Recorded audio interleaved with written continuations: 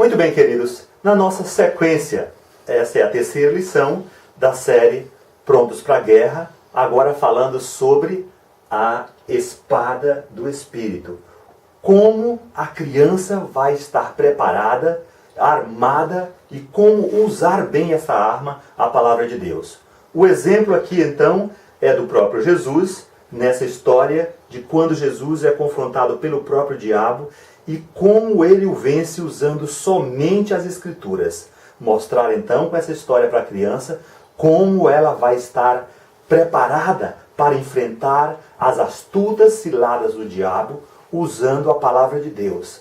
Portanto, mostrar para ela a importância de saber não só versículos, mas de como aplicar a vida delas, compreender essa palavra para a vida pessoal delas, e dessa forma elas estarem prontas para, no momento que as mentiras, os enganos de Satanás forem atirados contra elas, elas saberem como se defender e atacar usando a palavra de Deus.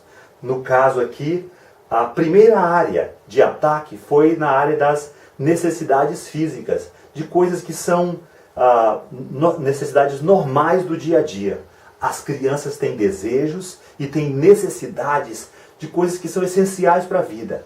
Mas o mundo oferece soluções e provisões de forma distorcida.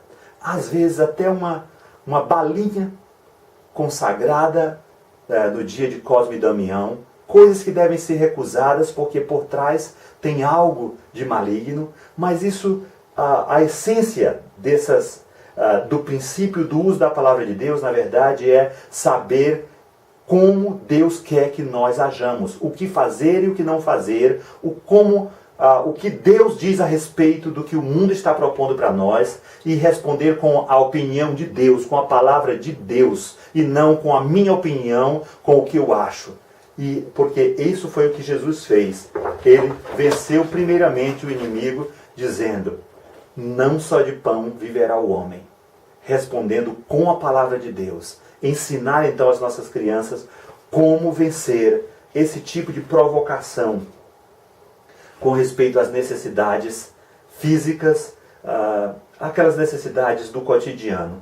Mas toda criança tem almejo de adquirir coisas, ganhar coisas, ter posses, bens. E nessa área elas são bombardeadas todo dia. E elas não sabem como responder a esse tipo de ataque. Jesus nos ensina, nos dá o exemplo, quando é oferecido para ele os tesouros do mundo, os bens do mundo. E ele responde, então,